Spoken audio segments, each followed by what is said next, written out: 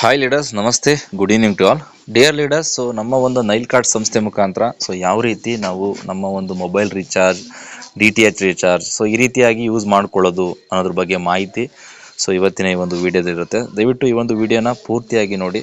ಏನಾದರೂ ಡೌಟ್ಸ್ ಇದ್ದರೆ ನನ್ನ ನಂಬರ್ ಇರುತ್ತೆ, ದಯವಿಟ್ಟು ಕಾಲ್ ಮಾಡಿ, ನಾನು ನಿಮಗೆ ಎಕ್ಸ್ಪ್ಲೇನ್ ಮಾಡ್ತೀನಿ.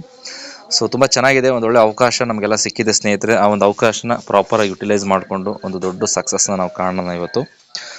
ಇವತ್ತು ಸ್ನೇಹಿತರೆ, ಯಾವ ರೀತಿ ನೀವು ನಿಮ್ಮ ಒಂದು ಐಡಿಗೆ ಲಾಗಿನ್ ಆಗಿ ನೀವು ರೀಚಾರ್ಜ್ನ ಮಾಡ್ಕೊಳ್ಳೋದು ಅನ್ನೋದ್ರ ಬಗ್ಗೆ ಇವತ್ತಿನ ವಿಡಿಯೋ.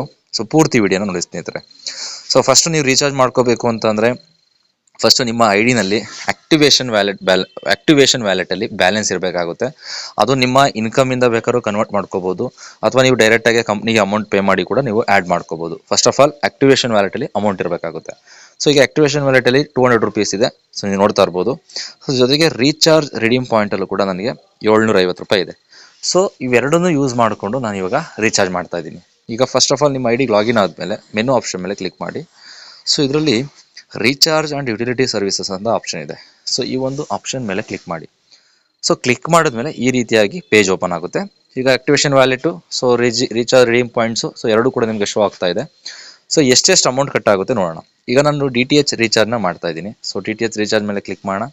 ಇದಕ್ಕೆ ಯಾವುದೇ ರೀತಿ ಟೈಮ್ ಅಂತ ಏನಿಲ್ಲ. 24x7 ಯಾವಾಗ ಬೇಕಾದ್ರೂ ಈ ಒಂದು ಸಿಸ್ಟಮ್ನ ನೀವು ಯೂಸ್ ಮಾಡ್ಕೋಬೋದು ರೀಚಾರ್ಜ್ಗೆ.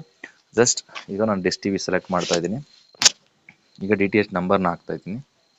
ಓಕೆ, ಫೈನ್, ಹಾಕಿದ್ದೀನಿ. ಏನಾದ್ರು ನಿಮಗೆ ಪ್ಲ್ಯಾನ್ ಬೇಕು ಅಂದರೆ ಡೈರೆಕ್ಟ್ ಕರೆಂಟ್ ಬಿಲ್ ಇನ್ಫಾರ್ಮೇಷನ್ಗೆ ಹೋಗಿ ನೀವು ಏನು ಪ್ಲ್ಯಾನ್ ಇದೆ ಅದನ್ನು ತೊಗೋಬೋದು. ಈಗ ನಾನು ಜಸ್ಟ್ 200 ರೂಪೀಸ್ ನಾನು ರೀಚಾರ್ಜ್ ಮಾಡ್ತಾ ಇದ್ದೀನಿ. ಓಕೆ, 200 ರೂಪೀಸ್ ಎಂಟ್ರಿ ಮಾಡಿದೆ. ಟ್ರಾನ್ಸಾಕ್ಷನ್ ಪಾಸ್ವರ್ಡ್ ಹಾಕ್ತಾ ಇದ್ದೀನಿ. ಈಗ ಏನು ಮಾಡ್ತೀನಿ, ಸಬ್ಮಿಟ್ ಕೊಡ್ತೀನಿ. ಸಬ್ಮಿಟ್ ಕೊಟ್ಟೆ. ಸಬ್ಮಿಟ್ ಕೊಟ್ಟಾದ್ಮೇಲೆ ಕನ್ಫರ್ಮೇಷನ್ಗೋಸ್ಕರ ಎಲ್ಲ ಕರೆಕ್ಟಾಗಿ ಇದೆಯಾ ಅಂತ ನೋಡ್ಕೊಳ್ಳಿಕ್ಕೆ ಈ ರೀತಿಯಾಗಿ ಬರುತ್ತೆ. ನೋಡ್ತಾ ಇರ್ಬೋದು ಇಲ್ಲಿ ಸ್ನೇಹಿತರೆ, ಇಲ್ಲಿ ಬಿಲ್ ಅಮೌಂಟ್ ಬಂದು 200 ರೂಪಾಯಿ ಇದೆ. ರಿಡೀಮ್ ಪಾಯಿಂಟ್ಸಿಂದ 4 ರೂಪಾಯಿ ಕಟ್ ಆಗುತ್ತೆ. ಆಕ್ಟಿವೇಶನ್ ವ್ಯಾಲೆಟಿಂದ 196 ರೂಪಾಯಿ ಕಟ್ ಆಗುತ್ತೆ. ಈಗ ಆಕ್ಟಿವೇಶನ್ ವ್ಯಾಲೆಟಲ್ಲಿ 200 ರೂಪಾಯಿ ಇತ್ತು, ಬಟ್ ನನಗೆ 4 ರೂಪಾಯಿ ರಿಡೀಮ್ ಪಾಯಿಂಟ್ಸಿಂದ ಕಟ್ ಆಗೋದ್ರಿಂದ ನನಗೆ 4 ರೂಪಾಯಿ ಸೇವ್ ಆಗುತ್ತೆ. ಅರ್ಥ ಆಗ್ತಿದೆಯಾ? ಬೇಕಾದ್ರೆ ನೀವು ಬರೀ 196 ರೂಪೀಸ್ನ ಆ್ಯಡ್ ಮಾಡಿಕೊಂಡ್ರೂ ಆಗುತ್ತೆ. ಅರ್ಥ ಆಗ್ತಿದೆಯಾ? ನೀವು 200 ರೂಪೀಸ್ನೇ ಆ್ಯಡ್ ಮಾಡ್ಕೋಬೇಕು ಅಂತ ಇಲ್ಲ. ಎಷ್ಟು ಕಟ್ ಆಗುತ್ತೆ ಅಂತ ನಿಮ್ಗೆ ಗೊತ್ತಿರುತ್ತಲ್ವಾ, 2% ಅಂದರೆ.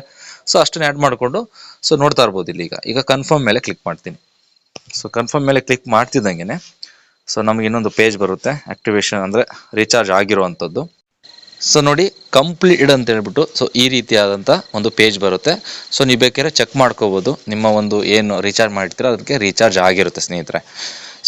ಈ ರೀತಿಯಾಗಿ ಸ್ನೇಹಿತರೆ ರೀಚಾರ್ಜ್ ಅನ್ನೋದು ಮಾಡಲಿಕ್ಕೆ ತುಂಬ ಅನುಕೂಲವಾಗಿದೆ. 200 ರೂಪೀಸ್ ಏನು ಅಮೌಂಟ್ ಪೇ ಮಾಡಿದ್ದೀವಿ. ಈಗ ಎಕ್ಸಾಂಪಲ್ ನಾವು ಬೇಕಾದ್ರೆ ಡ್ಯಾಶ್ಬೋರ್ಡ್ ಚೆಕ್ ಮಾಡೋಣ ಎಷ್ಟು ಬ್ಯಾಲೆನ್ಸ್ ಇದೆ ಅಂತ ಅಂದ್ಬಿಟ್ಟು. Okay, fine.